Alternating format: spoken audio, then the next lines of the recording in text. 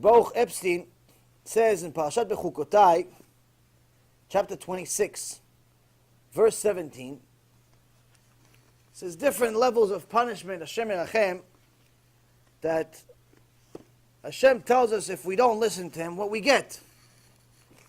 And one of the punishments, unfortunately, is probably something we've all dealt with or still dealing with. Stress.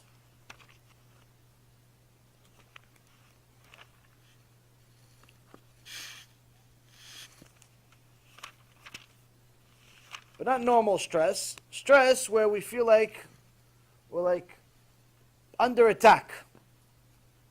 It says, and I will turn my attention against you. You will be struck down before your enemies. Those who hate you will subjugate to you. You will flee with no one pursuing you. Did you ever meet these people? Or were one of these people?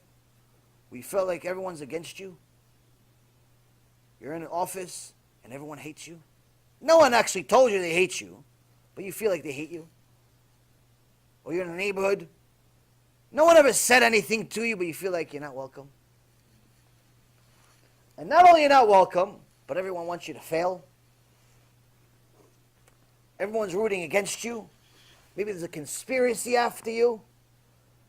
I remember when I was on Wall Street, the last years that I was on there, I was convinced, I'm telling you from my own experience, I was convinced there was some type of behind-the-scenes blackball against me.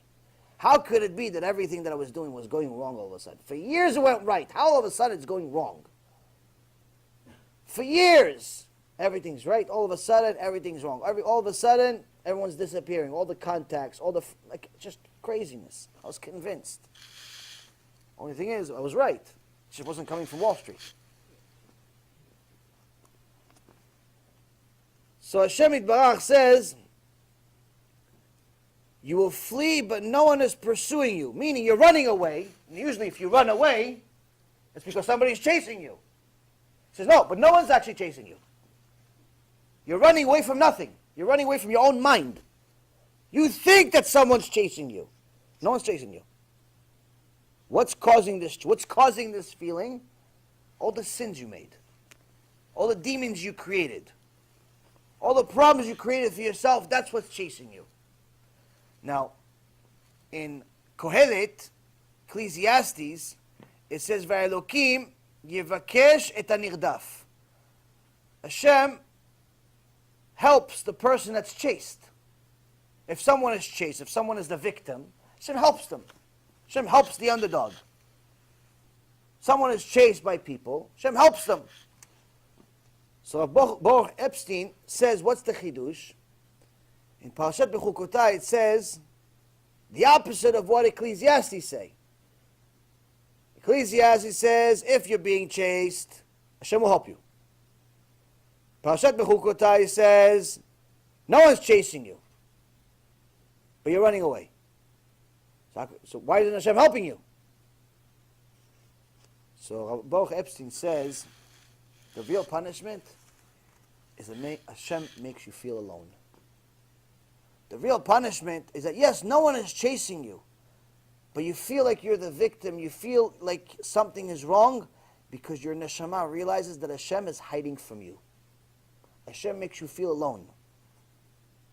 Hashem makes you feel like there's nothing to live for, there's nothing to do. Why? Your fault. You made some sins.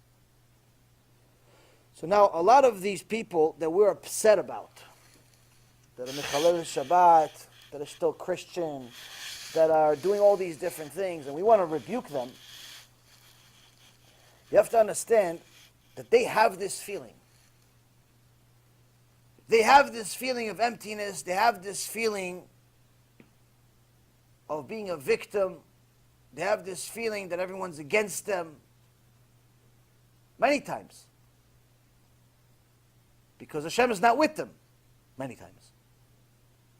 So if you go at them and attack them and call them Reshaim and rebuke them out of anger instead of out of love, all you're doing is confirming their belief.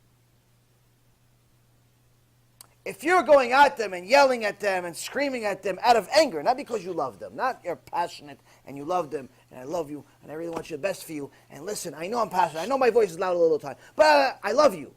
But listen, you should keep Shabbat. But listen, you should put clothes on. Hey, I bought you an outfit. Like something. Like you're doing it out, you're showing them your love, not just words and not, you're showing them your love and you're passionate, it's fine. But if you're just full of hate, animosity, and you just think that they should die because they're going against Hashem, it's not because of Hashem, it's because of you. It's because of your pride. And all you're doing is you're confirming their fears. You're confirming their stresses. They are scared to death because they feel like God left. They're not going to tell you that. They're going to tell you J.C. Penney's here. They're going to tell you they're whatever. All this nonsense it's nonsense. They're all empty. They're empty. They pretend to be happy, but they commit suicide a week later.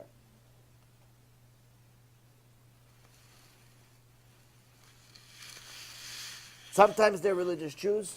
Sometimes they're religious Christians. Sometimes they're Noahides. Sometimes they're secular people. Sometimes they're your friends. Sometimes they're your family. Sometimes they're your spouse. They're all walks of life. Shmuel the Katan says, you have to stand for the truth, but there's a way to do it. Yeah, there's a way to do it. If you're going to be one of these horrendous people that's very easy to hate because you're always the person that says, oh, I told you so, you're not only not doing a mitzvah, you're making a sin. You're distancing them away from Hashem.